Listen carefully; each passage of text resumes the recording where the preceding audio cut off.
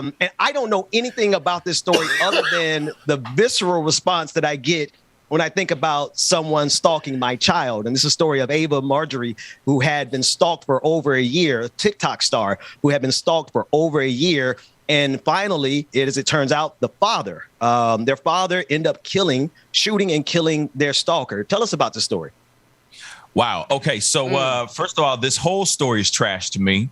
Sorry for throwing in the commentary right off the bat. No, do your thing, bro. Absolute trash. So this TikTok star, I guess, she got over like 1.3 million followers on one account because she has multiple accounts. But she was selling selfies. Well, I'm getting ahead of myself. So basically, there was a guy who became a super uber fan, a stan. How about that? And was trying to get in contact with her, like personally. So to skip through all the BS, right? Because she has 1.3 million followers. She's got a lot of people. Oh, by the way, she's 14 years old. Oh, Let me say that again. For y'all in the nosebleed seats, she's 14. Okay? She's 14 years old. There's a man who is trying to get in contact with her. He goes and I guess he finds her information by buying her personal information from her friends. So what kind of friends are those?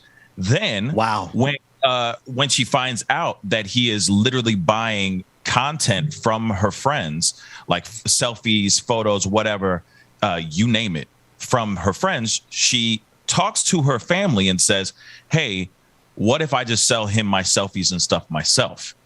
Parents agree to this. Let me say that again. What? Let me hit that rewind button. Parents agree with this. Okay. So she contacts this guy. All right. His name is Elliot Justin. I think his name is Elliot Justin, I think. I'm sorry. But she goes, you know what? Why don't I just sell you my selfies myself? You cut out the middleman. I'll be your supplier. I will be your plug. So he agrees to this. So she starts sending out photos and stuff like that. Next thing you know, I guess he was asking for more stuff, like other types of photos that we can't really say on this channel, right? Very unsavory things for a 14-year-old girl. So she starts to back off. This man goes off, sends her a bunch of Venmo payments, like $150, $350, a whole bunch of money, basically trying to say, I'm sorry. Please keep sending me the selfies that you've been sending me, because all he's been receiving are selfies. That's what we know of, right? So because she stops talking to him, he gets really upset. He drives all the way he travels all the way from Maryland, all the way down to Naples, Florida, shoots down their front door, walks into the home. Yes. But what's funny is people like to cut the middle part. So he came in, he busts through the door with his shotgun, by the way. Okay. Father chased him down. He ran off. Then he came back again to the house. Came back, and that's when the father guns him down. Now, what's interesting, and it's stand your ground laws in the state of Florida and all that. And I'm sorry, personally, if you're trying to come in and do bad things to my family, that's right. Yeah, you're gonna have a conversation. With me and my heater. That story, this thing is deep. It's insane. But then when you find out later, the more information, like she was selling him selfies, she was selling him content that the parents gave a thumbs up to. Then on top of that, because of all this story, because this story has been developing for months now, she now has a PR agency. She now has her own creative team. Now they're trying to use this to expand this into something more, like she about to become the next big movie star now because of this murder that happened in her home because she was selling underage content to a legal man, a legal adult.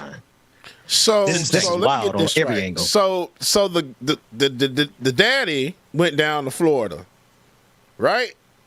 Excuse me? No, the stalker. The stalker went down to Florida. Okay. The stalker, his name is Eric Justin, I think Eric Justin was the stalker. He said, apparently he said to her friends, and they heard this through the grapevine, basically, that he was going to come down because he sent her money and he wanted some content. He didn't receive it. So he said, hey, I'm going to come down and we going to have a conversation, basically. Jesus Christ. Parents laughed this off, basically saying, he in Maryland, what he going to do? And guess what? He traveled all the way down to Maryland with his shotgun and did exactly what I just told you guys. I just need to confirm. I'm like James. He knew where he stayed. Like, that's crazy. Crazy, right?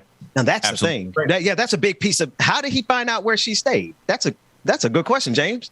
Remember, he was paying money to her friends for her personal information, her cell phone, her friends, everything. Yep. So when they found his cell phone, he had a cell phone filled with hundreds of photos of her and thousands of hours of her on, like, from where do you think he got it?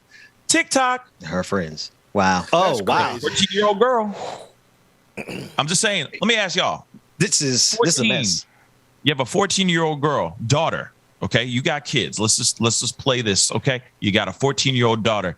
Is she on TikTok? Are you allowing her to be on TikTok? But is she going to be sending selfies to anybody? Hell no. Not with my express permission. Absolutely the hell not. She might be on TikTok, but best believe I'm going to know what's going on that TikTok. Facts. That's right. I'm going to be following her. Highly monitored. Every single day. Every single day. Matter of fact, when you decide that you want to make a TikTok, I'm going to be right there in the background. Who you sending it to? Dancing. Let me see it. I'm dancing with you. Shoot. That's wild.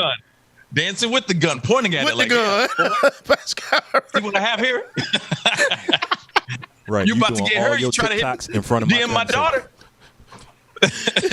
But I'm disturbed. I'm like high key disturbed by the fact that the parents gave permission for this to continue. I know everything else that man did. This is not victim blaming it by any measure. I just have to look at the parents in this and say that's just some stuff that I just don't do. I ain't gonna do that. That's beyond the pale for me.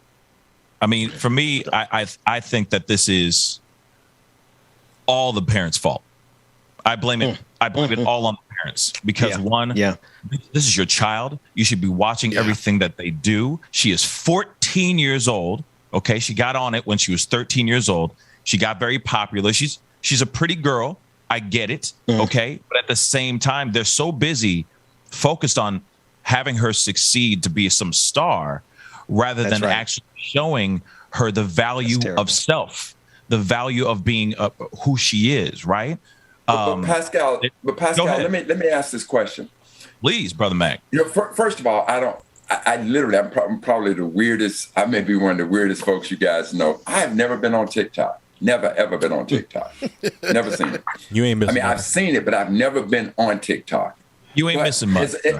But as I'm explaining this, as you're explaining this, of they're wanting their 14-year-old child, I'm thinking about the Williams sisters in tennis, Jennifer Capriati in tennis, child stars in the movies, except we didn't have the technology then that we have today. So to some degree, I can see the parallel.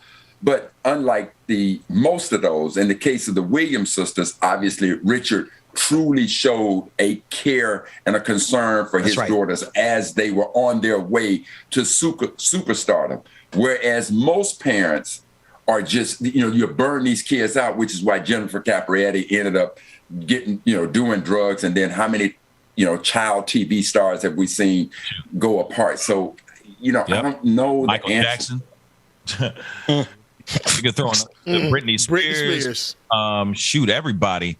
This is the thing where the problem I have right here is, because I agree with you 100%. It's the whole exploitation of their child, exploitation of their youth. They use it so that they can quickly scoop up a bag rather than actually showing the kids, hey, read a book, use your brain, protect yourself, be articulate, protect yourself, know the difference between a stalker, a full-on textbook stalker, and somebody who actually is a fan, right? Know the difference between, oh, you know what? Actually, even though those are selfies that you're selling to this man, that still can be considered underage content, if you know what I'm saying. That's right. Especially if you're selling it to a legal adult, right? 18 and up, right? So you got this going on, but instead these parents are looking at it and going, "Oh, you're gonna be a star, so it's fine, sell it. Let's make this money real quick." Sorry. And see, Pascal, I think that if anybody, when I'm listening to you, I can see the way that Richard Williams dealt with Venus and Serena in the same thing that you're saying. Hey, I know that you're going to be a star, but I need you to read these books. I need your education to be first. So I'm seeing that side of it. And then I'm seeing the other side. So when I'm listening to you and you're saying what ought to happen, it's because I've seen that, we obviously seen that happen with Richard Williams and Venus and Serena. That's right. Versus the other side to it. So I clearly understand the point and appreciate it. Sorry, real quick. Pascal, I'm sorry. I think I missed this when you said it before. The parents knew that she was selling these pictures to this man? Yep. The parents knew. So she found out that she was getting that her friends. Now that's the other thing making that too. Money. What's up with her friends? What's up with her friends though? But they were scooping a bag, selling him her personal information, photos, all that stuff. She was.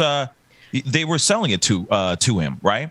So she finds out from her friends and basically goes to the parents saying, "Hey, this guy is doing such and such and such and such."